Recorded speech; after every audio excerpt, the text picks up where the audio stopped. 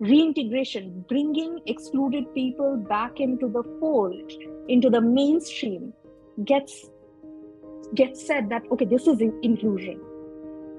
It's not inclusion until there is that equal opportunity for everyone to participate meaningfully, make decisions, really claim their agency and space, and without having a backlash. To me, that would be a starting point of inclusion.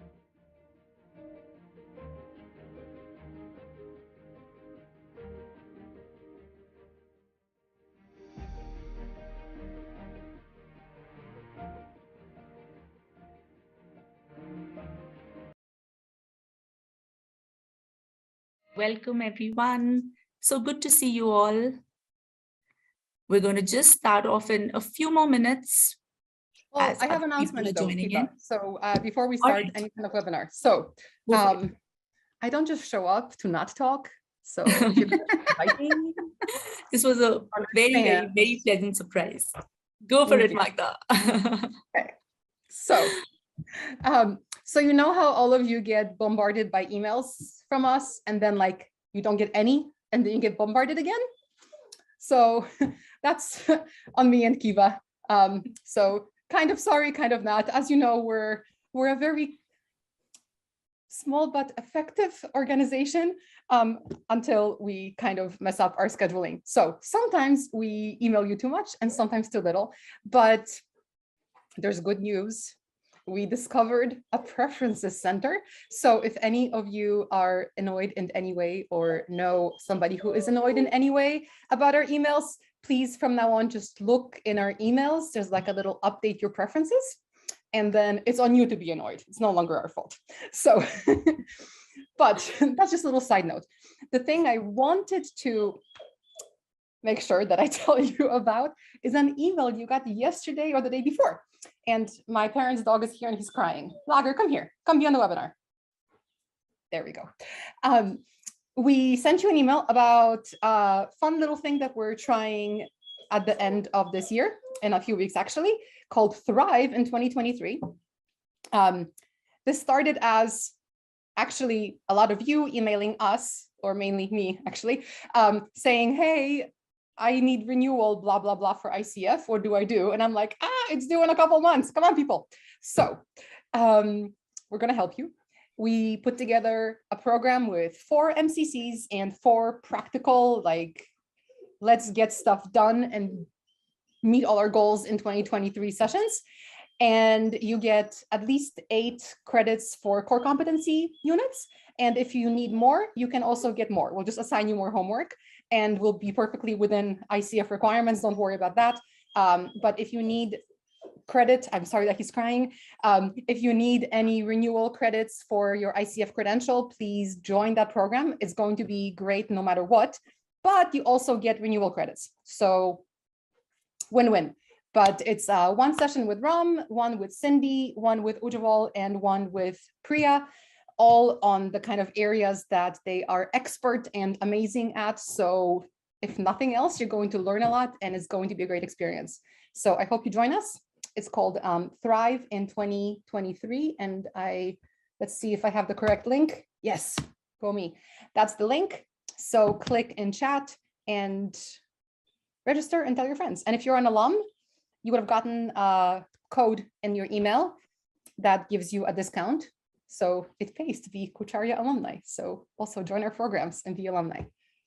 Okay, that's my announcement. Kiva, awesome. Now you can start the webinar. Thank you, Magda. And I am definitely really excited for Thrive in 2023. So I hope we get to see many of you there. And we're going to get started with today's webinar.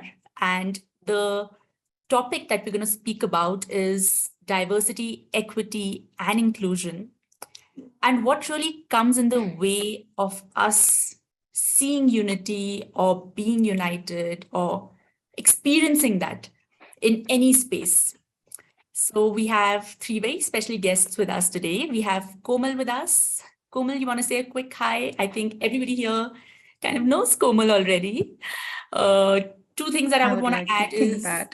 Yes, absolutely. I think two things that I would add for Komal's intro is I think every interaction I've had with her, I've had a chance to learn something new. Like there's not been a single interaction where I've just been like, huh, okay. It's like, oh, wow, how did she even think about this? And in fact, we had a conversation on DEI last month, and that's when I was like, you have to come in for the first webinar to share your thoughts. So really happy that you've joined us today, Komal. The second special guest we have is Pompi, who I'm really excited has joined us. Pompi is one of my cohort members from Coaching Foundation. And I think one of the things I remember very clearly in different ways that always surfaced was just her passion for diversity and inclusion. And I think it wasn't always spoken in exactly these words, but it was just really evident in how she conducted herself and her thoughts. And so I was hoping she'd join us here. She's a budding life coach. She is a queer affirmative psychologist, and she also works in the social development space and very passionate about systemic change. So I think we're going to hear a lot of different things coming in from Pompi. And Magda is here.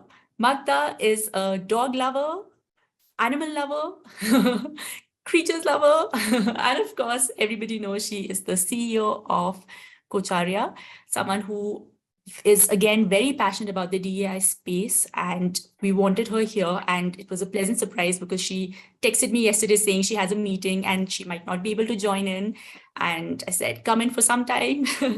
That's a lie. I told her stay in for an hour, stay in for the entire time, but she said I only have a few minutes. So glad you've joined in, Magda, and want to now start off by just asking all of you here and also people on the chat box, when you think of DEI, what comes to your mind? Thoughts, questions, what pops up? The first thing. So that's actually why I wanted to, I did have another commitment, but I'm like, no, I have so many thoughts. And the second you said the word diversity and and inclusion, my brain just started going crazy. And I remember something, which I can't believe I forgot. So I moved to the US in 1992. Immigrated, no English, no anything. And it was a pleasant smack in the face to see diversity for the first time. So I grew up in communist Poland, okay? We did not have Black people, Asian people, we didn't have Arab people, we didn't have any diversity. You were either Polish Roman Catholic, or you were maybe from Germany or Russia visiting dignitary. Like, that's it. No tourists, nothing. When actually in 2000, I brought my Thai boyfriend back to my village for New Year's. The entire trip, we had so many looks, like nice looks, because people were like, oh my God, it's an Asian person. And now Poland's really, much tourism, very diverse, or much more diverse than it was before. But back then, like, he was an anomaly. People like wanted to talk to him just to meet a person who was not Caucasian. So when I first moved to America, like, that's what I thought of, just like this different perspectives, like people looking different, sounding different, having thoughts that are completely opposite of mine, like challenging my points of view, because I'd never had the opportunity to have them challenged. And the thing I remembered was that I was actually on a local TV show called Let's Talk Diversity. And it was, and it's how I met two of my dearest friends in school. It was me, this half Pakistani guy, Adam, and this Egyptian girl, Nagla, who became like my best friend. And there was somebody else, I think, but I clearly did not become friends with them because I don't remember their name. But I was in 7th grade, like I just learned English, and somehow, I don't even know how, but I think I've always been so like, oh my God, diversity is so cool, that even though I couldn't really speak English very well, I got invited on that little show. So anyway, I realized this space is such a, like, diversity is great. It's how we learn. It's how we get challenged. So I think it's really important in all areas of life, not just coaching.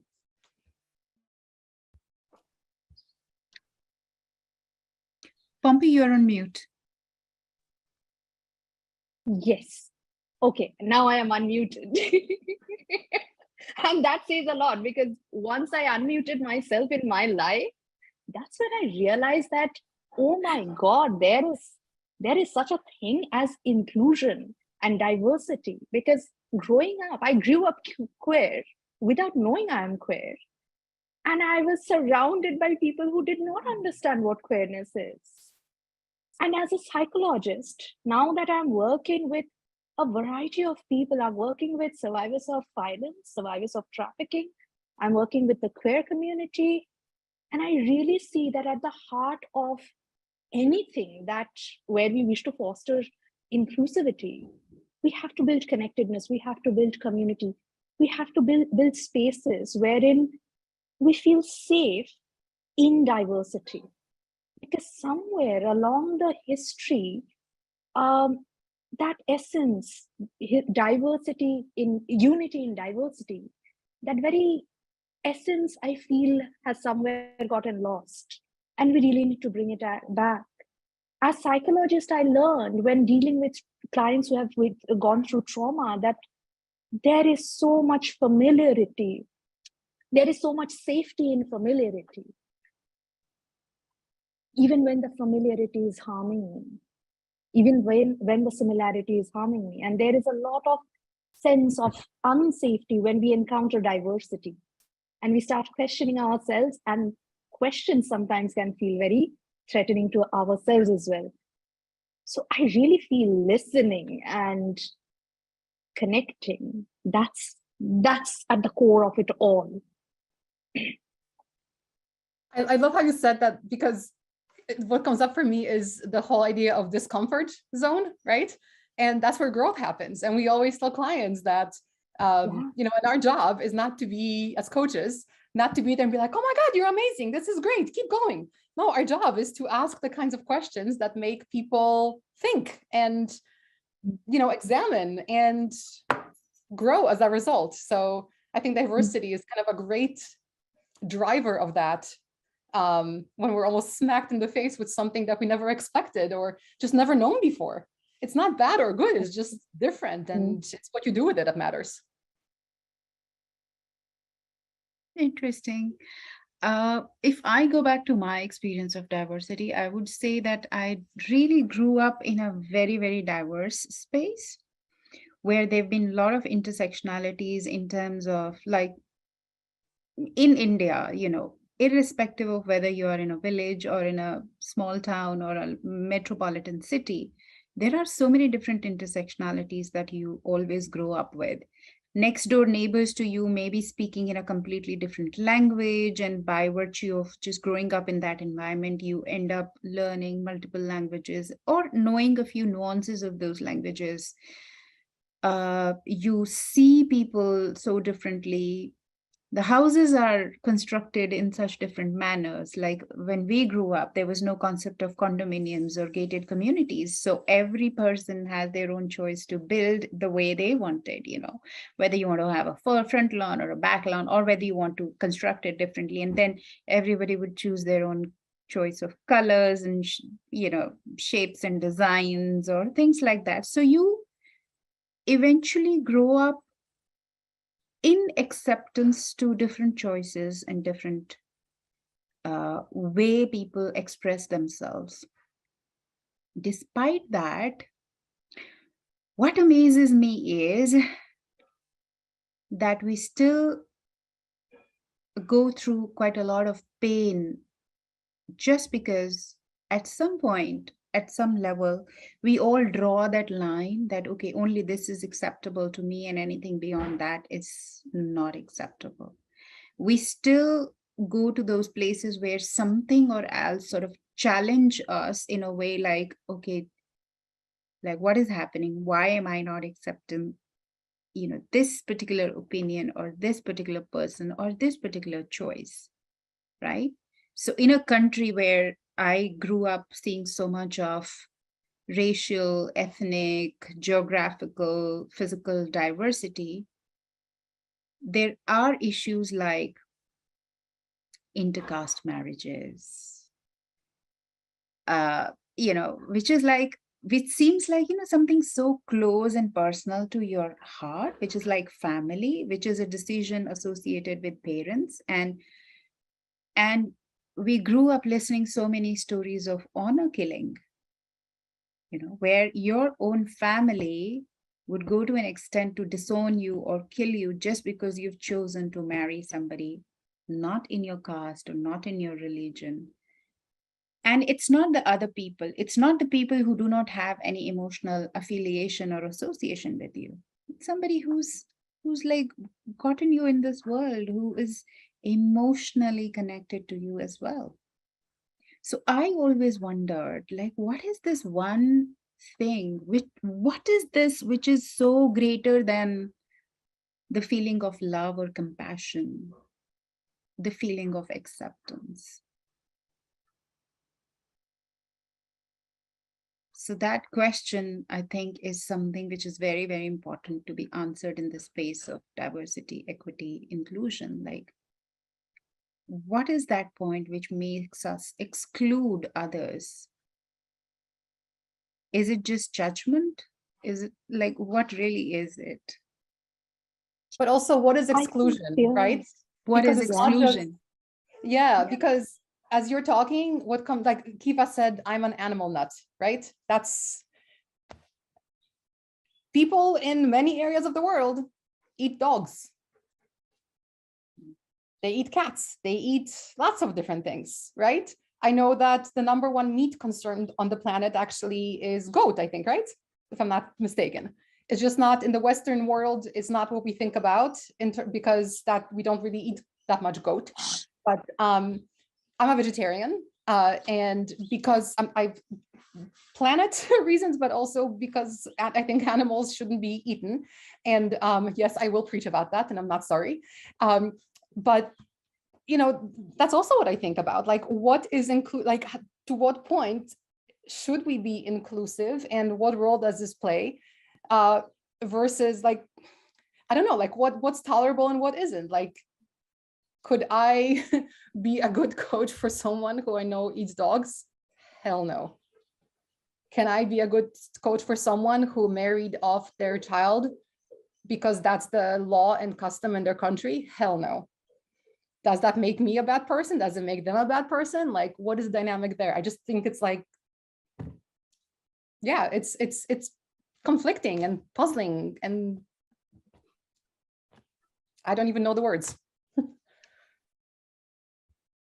Magda, as I listen to you, I remember a client. She was 21 when she was doing the sessions with me. And she once asked me that if you ever became a counselor for my abuser, would you still hold space for that person? And I didn't know how to respond to that. Because as a psychologist, I'm supposed to offer non-judgmental acceptance to my clients. I'm not sure I would be able to do that to someone who comes from a history where they have inflicted intentional pain on someone else. And then, as if universe heard me, and I received a client through referral networks. And somewhere that engagement pushed my boundaries, my own boundaries. And I really looked at myself, why do I have to be inclusive? And I realized it's my need to connect with others.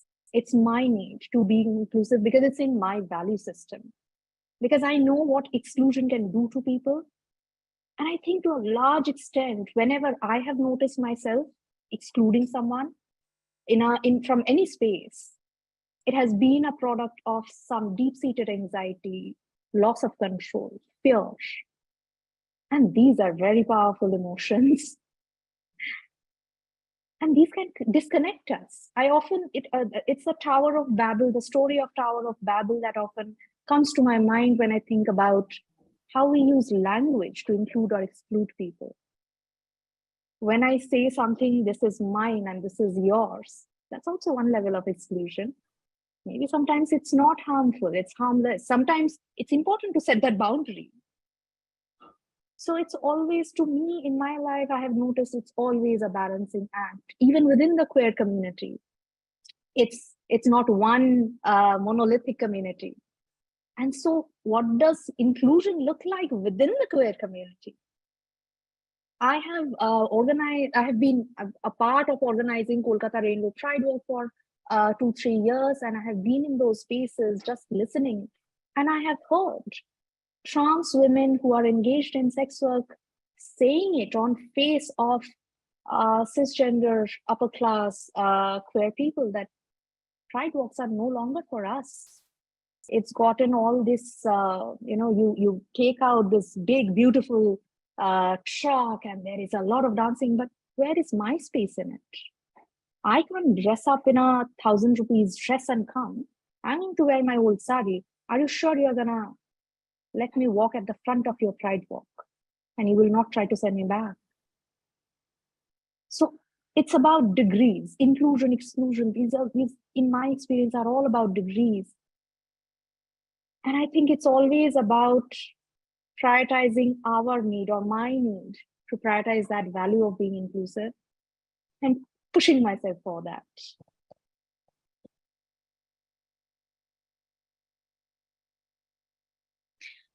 You know, what I hear from you, Pompi, again takes me back to the question that Magda brought to the forefront, like, what really is exclusion then?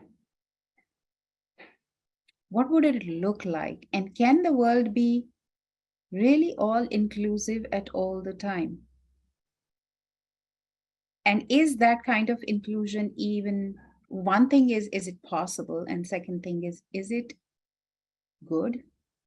Does it serve the purpose? What purpose does it serve? Like, if there is a word like exclusion, or if there is a phenomena like exclusion that happens, what is the reason behind it? Is it really serving us adversely? So this, I think, is a very good question to reflect on. And if I consider myself and I feel like, okay, so as a human, as a person, I look at myself in a certain way.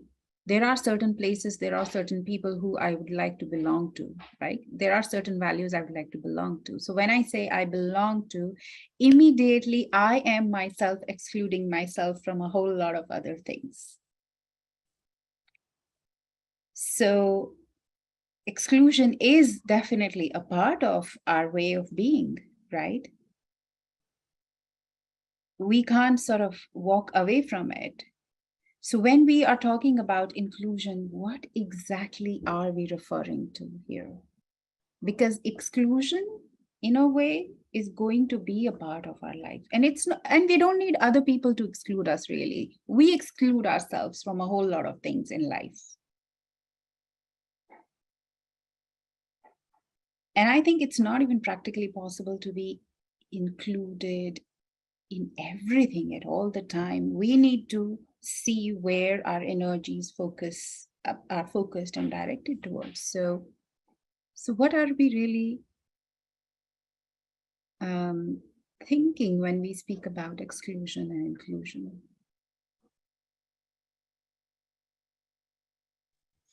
Sorry, I'm being a little devil's advocate. Yes, no, it's great. Because, I think we approach these kinds of webinars and conversations with kind of this greater topic in mind, but like I'm a practical girl. So I'll give you a practical example. So my entire life, I've been in male-dominated worlds. Literally every single job I've had, logger, come on, has been, I've been frequently the only female, usually the only female / young person. And I will never, ever, ever forget when I worked at a software company and I was on the leadership team and we had like our strategic, whatever, powwow. It was in the office, but it was me and 7 other men. And there was, a comfort break. They went to their bathroom. I went to my bathroom, did my business, came out. I'm like waiting, like 15 minutes passed. And where is everybody? They were basically having the meeting in their bathroom. still chatting. And when they came out, and it was like, oh, no, there's such a fast rhubarb. I'm like, oh, hey, what's going on? Oh, it's okay. We just, we agreed this and this and this. And I'm like, oh, that's nice. And literally, what do you say? Because there were times when I've tried kind of gently suggesting that maybe we don't discuss this as we're peeing. But you know what? Like, people are people. Like, if they're gonna have a thought, they're not gonna be like, oh my gosh, let's make sure that we include Magda. Well, maybe they should in this particular case, because it was a discussion around, an area where I had a lot to contribute, and, outcomes are what there were. But should I follow the guys into the bathroom? Should all bathrooms be all genders? Like, I don't want dudes in my bathroom. I don't know. It's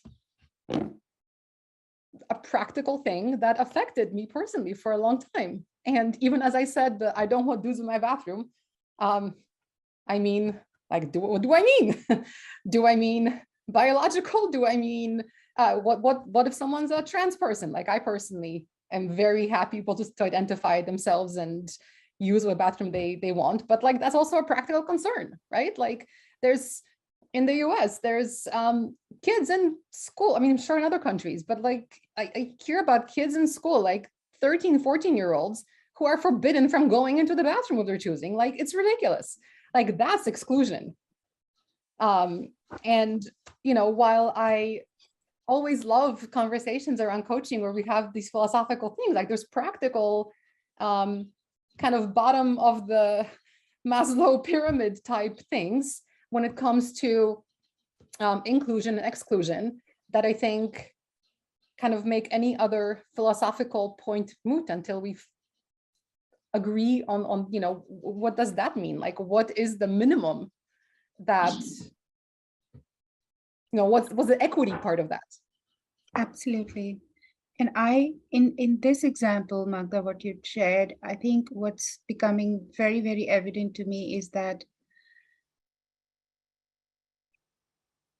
it's specific, very situational, very individual, feeling-based phenomena. Like,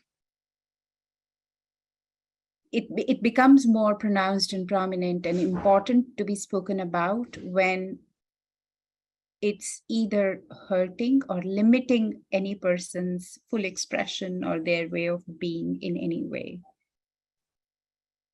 Like in that example of people not thinking that, oh, wait, hey, this is not a place to make a decision because there are other voices which are not heard, like probably your voice, which is not heard at that point of time. So just taking it for granted and not thinking in that way. Yeah. Just to build on that, Komal, what you just said, it resonates with my impossible, ambitious, sometimes I feel it's an arrogant dream that I have, that when I die, I want to leave behind a world where everyone has equal opportunity to thrive in their lives.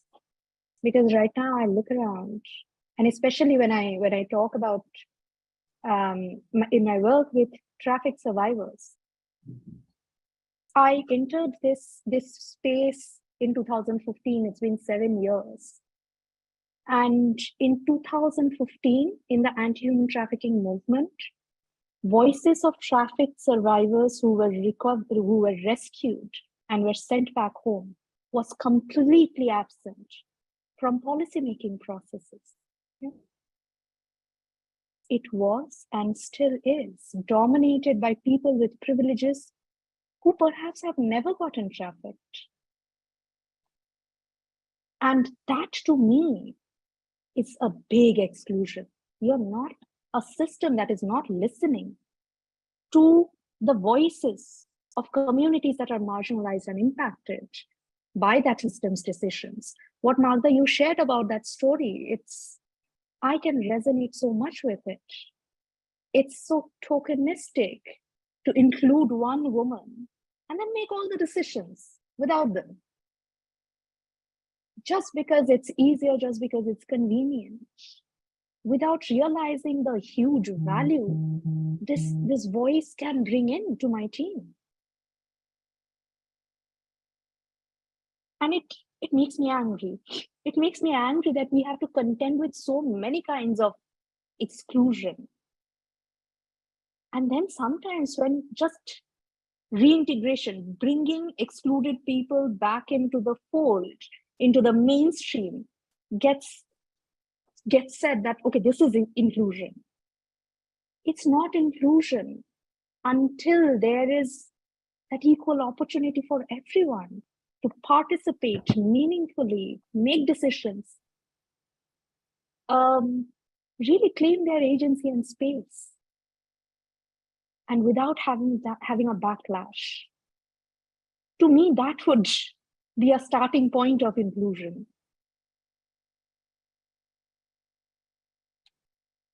I think as everybody was sharing right now, one of the two thoughts that came to my mind were when Komal said that if everybody is included, then what, right?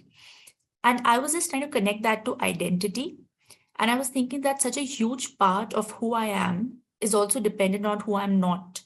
And when I become who I'm not, I leave away a part of who I am, right? And when it happens consciously, being aware of that switch happening, it's fine, right? Because I am deciding to do that within a particular system. But what happens, like when we say at the beginning of the conversation, we spoke so much about diversity and the power that it's given to all of us in different ways. If everybody becomes inclusive, which I think what Magda said, right? I personally don't think it's possible, right? Because within that, there will be more, because within any inclusive group, there becomes another subgroup, right? Which probably still thinks differently. So I think the question is, if we become too inclusive, what is it that we lose? And do we want to lose that? Kiva, what you said, it caught my attention.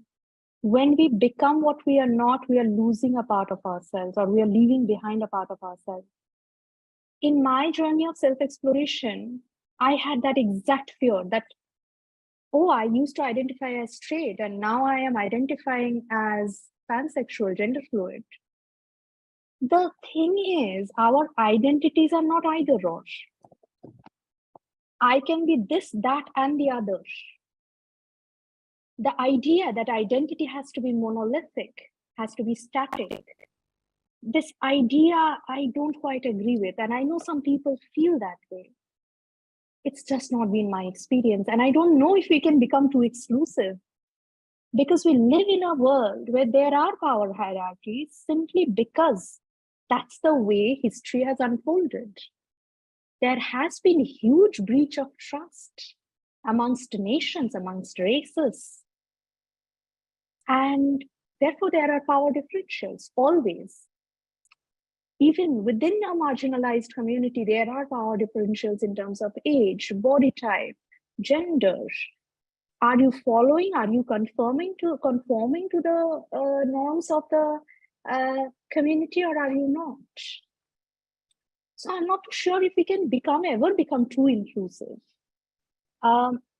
Yes, there is a price to be paid for being inclusive.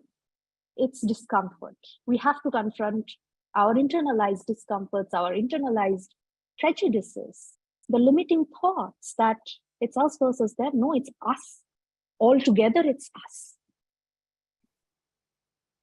I have a question. So,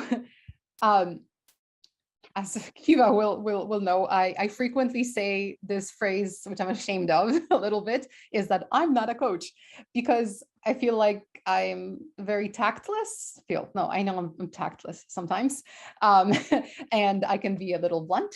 And I've been reading the comments in the chat as we're going along, and people are talking about values and focusing on the behaviors, not the person. And all I can think of is that's really, really hard for me. Like, I'm so driven by my personal values that's why I find coaching to be very, very difficult.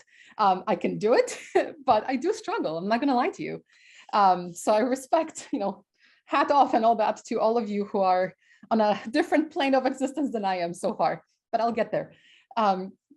So my question is, as coaches, how should this, and should is a bad word, loaded word too, how should all this show up when we work with a client? Because, one thing that, a big thing that's changed in the past few years is the gender pronouns. And LGBT became Q, and there's a whole bunch of other things, right? Like, I personally don't even know what they are. It's not good or bad, I just don't know it, right? I'm personally, I don't know what I am. I'm human. But like, what am I being excluding if I'm starting with a client and I don't start with the gender pronouns and the whatever? Like, are those things that you're shaking your head? I know that, and I'm asking maybe a stupid, silly question on purpose because it doesn't come naturally to me to ever ask that question. I know it comes naturally to some people, and some ask it and it's very forced. And honestly, half the time, like when I see on LinkedIn or whatever, some people who put their pronouns, I do roll my eyes because I know that person. And I'm like, I know you're racist and sexist AF. The fact that you're now using the pronouns, like, to me, it's like an offense to people who actually need to specify the pronouns because they've had some kind of hardship in their life. Like, it boils my blood. Anyway, see, I'm not delicate. But like, I don't know, I feel like a lot of times the stuff that we like with the pronouns, we mask it maybe as diversity being shown, we mask it as inclusion, but it's only that to people who care about it. And then there's a whole bunch of others to whom it's BS. And then it becomes this part of the conversation that doesn't seem genuine. And I feel like with coaching, like, you need to, authenticity is so important. So how like, yeah, what's a girl to do? Like, what are the things that as coaches we should be aware of or asking, or I don't know, framing ahead of time? Or do we, like, is this even a concern that people have? I don't know. Like I said, I'm asking a stupid question potentially, because if it's on my mind, it's on somebody else's. But yeah, like, I could never imagine having a chemistry session and started with, well, so what are your pronouns? Like, I'm talking human to human. So like, honestly, it wouldn't even occur to me to care. If I'm there for you, the soul, not for you, the, what private parts you have. But is it important? I don't know. Pompi, maybe you can tell me, like, teach me. To be being very open, honest, authentic, I usually would not ask that question unless the client brings it up.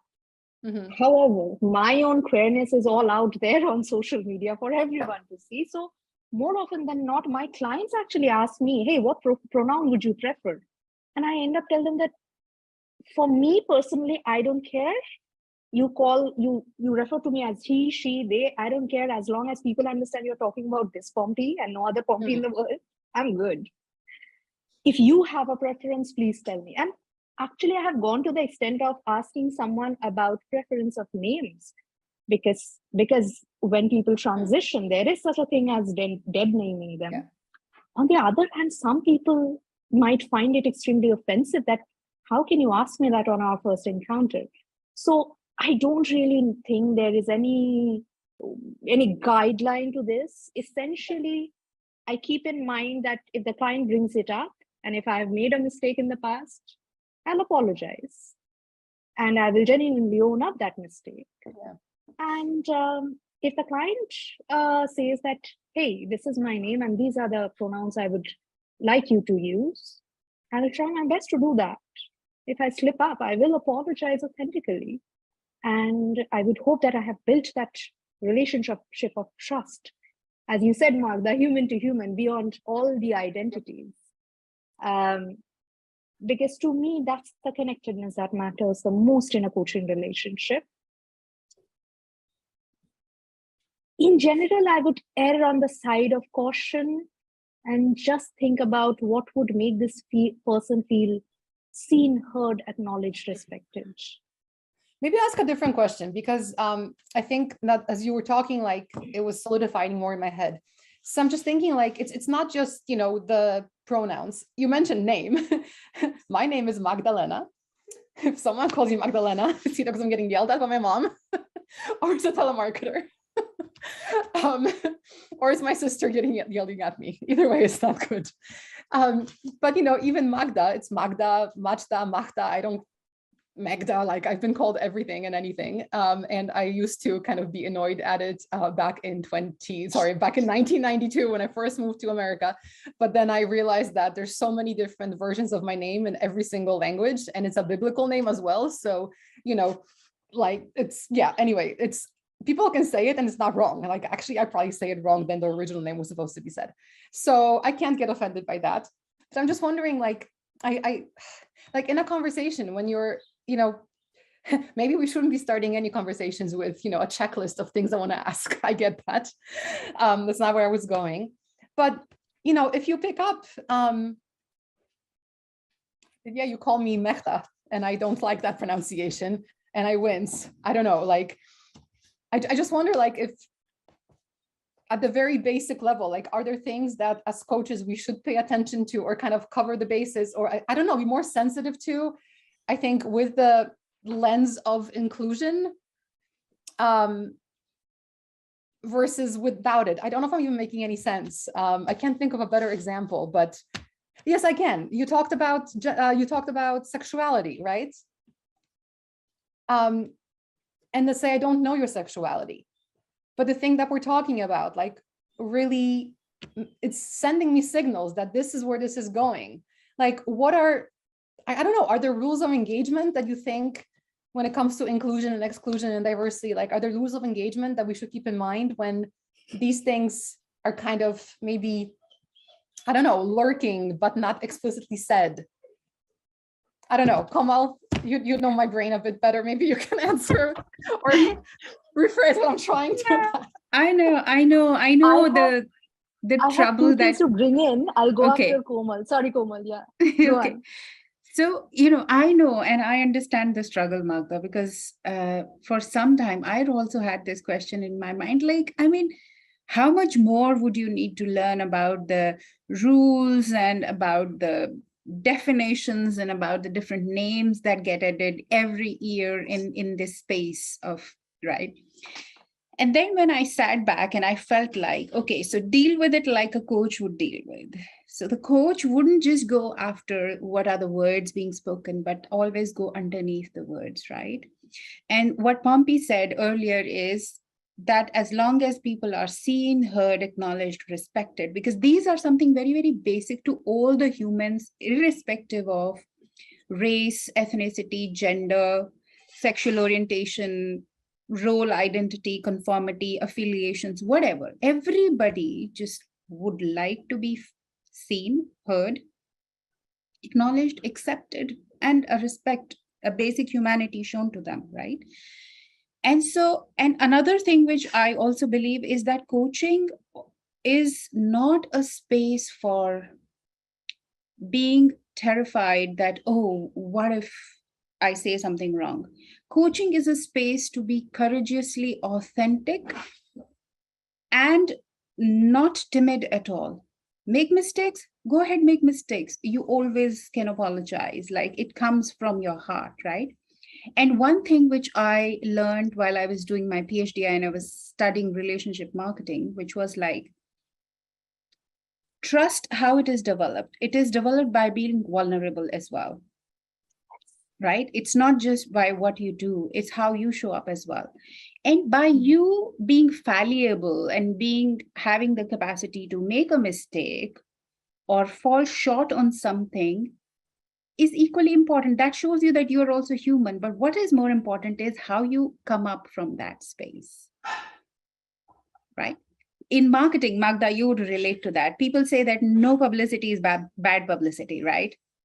Rather, it's sometimes easier for organizations to spread something very not so positive message, but then recover from it. And that gets them more eyeballs and more connection with people, right? Same thing can happen in human relationship as well. We made a mistake, fine. We noticed that, yes, it didn't land well with them. Then be respectful and say, I'm sorry. I'm limited in my knowledge or awareness in this regard. teach me. I'm happy to learn, because coaching is also a space where learning is not just for the clients, but it's more for the coaches as well. So I think that is rather a better space to go to the roots and operate from that space. Because how exclusion feels is important question, but important question is how inclusion feels. You feel included when you're seen and when you're heard, and when you're accepted for who you are.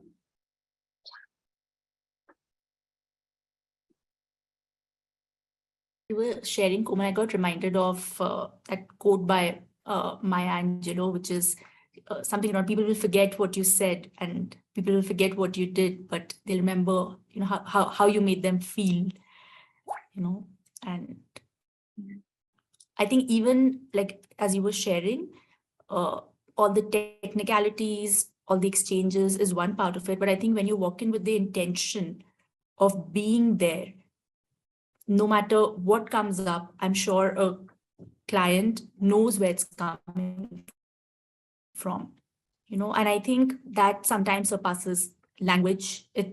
Language doesn't seem like a barrier anymore. And I think that's the part that coaching holds, right? The intention gets communicated in the energy you bring in.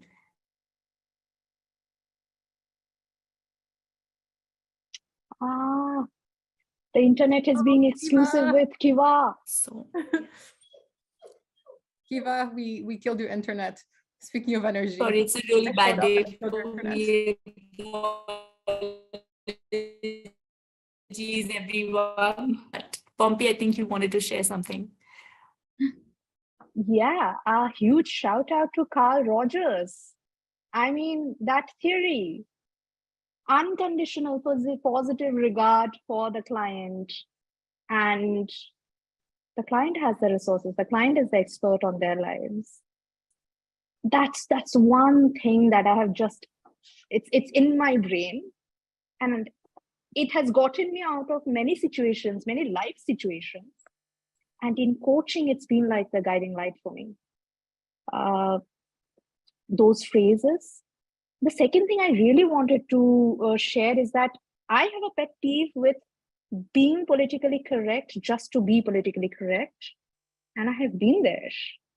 I have been the person who insists on political correctness just for the sake of it.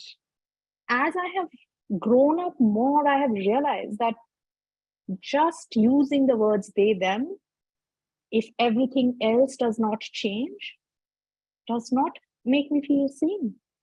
Yeah. If someone I know is calling me she, her, and it's really giving me the respect as an equal person in that space, I'm happy with that. I can understand some other person may not have had the affirming experiences in their relationship and in their life to be able to let go of the importance of pronouns. So when I am, as a coach, trying to relate and connect with a client who wants that for themselves, I will respect that, because that, to me, that signals that my words, they have so much power. And this person will feel affirmed, validated, seen.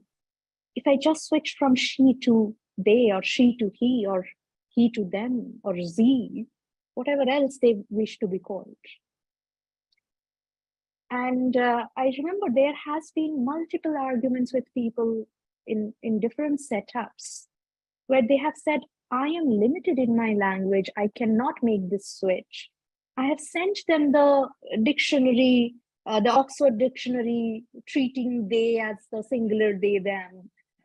It has not helped them. And I realize for them, it's social conditioning that comes in the way. Because when they're seeing a body a certain way, it's the social conditioning, what words to use. I can't fault that, because that's evolution. But I still need to work with it.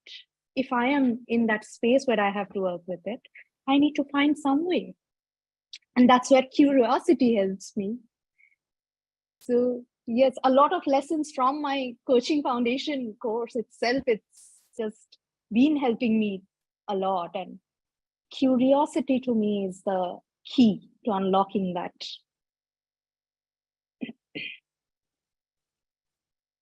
You know, Love that. By the way.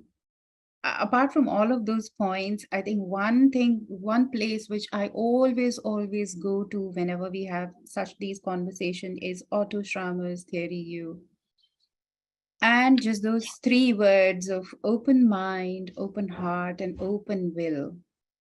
I mean, I think they are amazing. They're like a mantra. If we can just learn these 3 things in our life to keep ourselves open in our minds, our hearts, and with our will, I think there's a lot that can happen.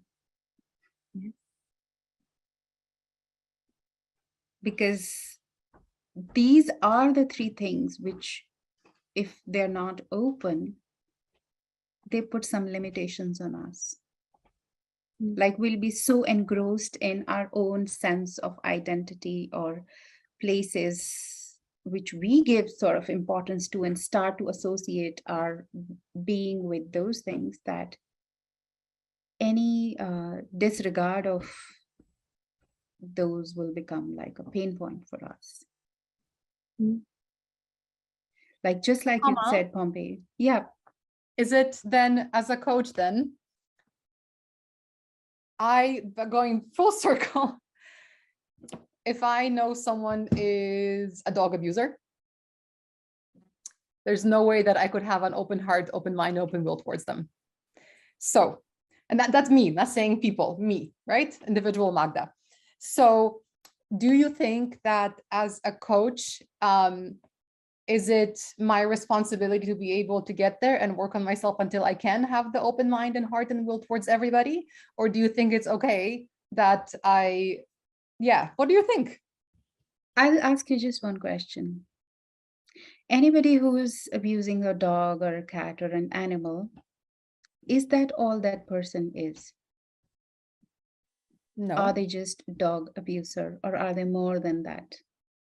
They are more than that. Is obvious. This is definitely one of the action that they do, and it's not a desirable action. Yeah. But they as individuals are more than that as well. Okay, so in that case, well, what is my responsibility? Do I have a responsibility as a coach? Like if someone, like let me put it this way. There's no way that I personally could treat that person with a conditional positive regard. So if I was in a situation like that, I'd be like, sorry, I'm not the right person for you. But I wouldn't stop there. I would probably be like, and here's how you need to change. Because I also saw that somewhere in the conversation today, where it said that as coaches we are not supposed to bring in our personal values, but I have a little different point of view there. We are also humans, right? When we are present for others, we are definitely first of all present for ourselves, present in our whole body system, where values is also a part of it, right? So how could we be present for somebody without having the set of values, beliefs, and everything? Right? So yes, it is important for us as coaches to notice like what is arising in us as well alongside, but despite that, be present for the client. But I think it is a very, very important piece to distinct and identify that yes, there are these certain aspects to my being or my identity which I hold very, very strongly about. I do not want to change them. So anything which I would feel like is conflicting to it, that's my limit. I will not go beyond that place. So if this part of me being a dog lover or an animal lover is so important to me that this is a make or a break point for me, and I know that I would not be able to look at the other things that person has because they have this one policy, then you are not the coach for them. Somebody else could be, but you're not. But that doesn't mean that you are not a good coach. Right? So I think we also do need to include ourselves in the way we are. And that I think is one of the common point of what really stops us and because things that we hold important, things with which we identify ourselves, are also the points with which we distinguish ourselves from other people or exclude. So Ditto what Komal said.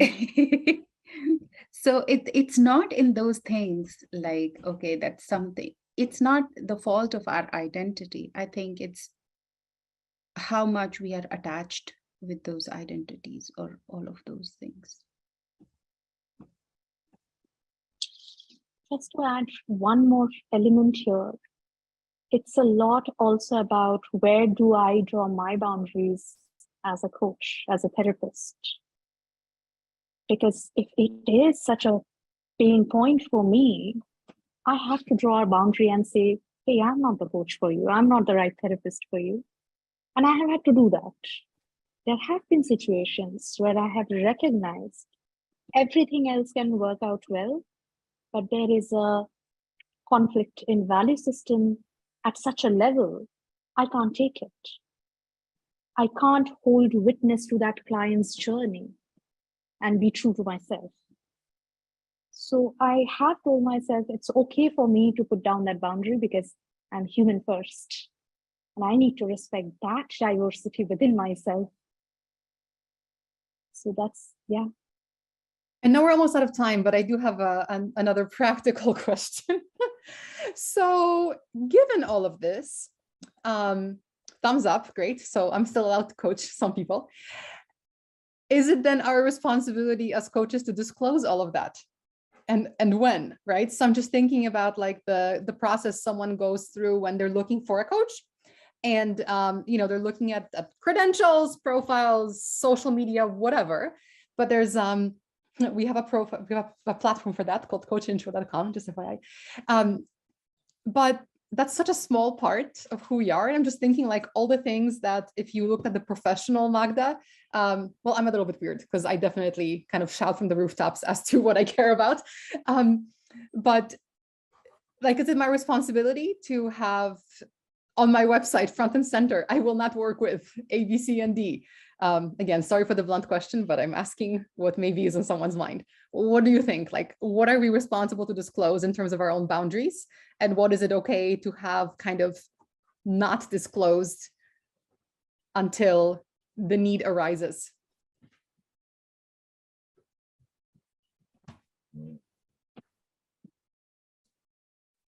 I don't have a ready answer for this. Yeah, I'm just Excellent. thinking about it and I don't have a ready answer. And as a coach, I don't think I would take that responsibility of disclosing everything about myself. What I will disclose is the principles and ethical code of conduct that I follow.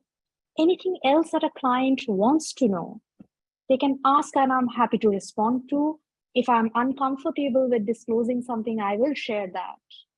And if I'm uncomfortable, it's usually because I see some potential for conflict of interest with the client or potential harm for the client. So there I would draw a professional boundary of what I will not disclose. Usually whatever is private, I will not disclose. Whatever is out there on social media, happy to disclose. Interesting. Because you talked about how like you talk about the queerness aspect, right? And that's something that's important to you. But if it's private, you won't disclose, but aren't the things that are private that are like we really, really care about, that we want to hold on, like aren't those the most important things to us? And therefore the ones that affect our value systems the most? And therefore could be the ones that are most relevant to a potential conflict of interest? Isn't that a... I'm making a distinction between personal and private. The value system you're referring to, Magda, that will show up even when in a professional space, even when in a coaching space or a therapy space. I say it out loud. I am a feminist psychologist. A lot of people have problem with it. A lot of psychologists have problem with it. I'm unapologetic about it. Because this is a thing that is important to me as a professional to disclose. Because it fosters a sense of safety in certain clients who would otherwise not be able to approach me. And In a coaching conversation, though, when I am as a coach, I'm holding the space for the client. Is it really that important to bring in all of my value system into it? Because as a coach, my identity as a witness to their journey, as someone who will listen to them, as someone who will help them discover the resources within themselves, my role is to follow the client. The client is leading. So I'm not sure why would I bring in those value systems into that space, unless unless it serves the client's interest and goal in some way. But I don't really see how that would happen. Also, I think you're right, Pompi. If like whatever is in service of the client will be there. But how it will show up is because every conversation also shows us like how well we've been able to be there for the client, or how much of our inner presence has sort of, or inner resistance have shown up. So better we know ourselves, the more deeply and intimately we know ourselves and are in acceptance of self, I think the least resistance will be there in the conversation. And I think that is why the self-disclosure or knowing certain aspects which are very, very important for us is important to set those boundaries in the coaching conversation. Okay, so we've sort of moved on quite a lot from inclusion. As we was just, Yeah, sorry, that's what happens when you invite me. I sent a note privately to Kiva during the conversation. I'm like, I feel like I derail things every time I show up. And that's why I'm hesitant to show up, because my brain does not work in any sort of organized fashion. I think all questions are good. Yeah. Thank you, Coach. Very coach-like. I love questions. Yeah, but this is on topic. Anyway, I just had one thought to this dissonance piece, which was just that you don't have to always be in sync. It doesn't mean that every part of who I am, you have to resonate with, right? Because like we just discussed a while back, you learn from diversity, right? So as a coach, when I come in, and as a client, when you are present, we might be completely different, might have completely different values, might like have many, many differences, right? But that doesn't stop the client from growing in their journey as well, or for the coach to grow as well. So. Absolutely. And with humans, I think there is nothing which says that, okay, this is the recipe for everything that you have to follow. You know, I think the blessing of being a human is that we can adapt, improvise, create things in the way it serves best to us and people around us. I think that's what's being inclusive is. Nothing is excluded. Finally answered my question 50 minutes later.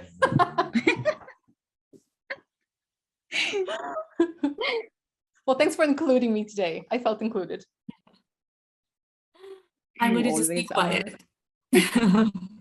Whatever, Kiva. We'll talk offline. I love this discussion. Thank you so much. I love this. And also the discussion in the chat box, the engagements there. So yeah, a lot of things to think through.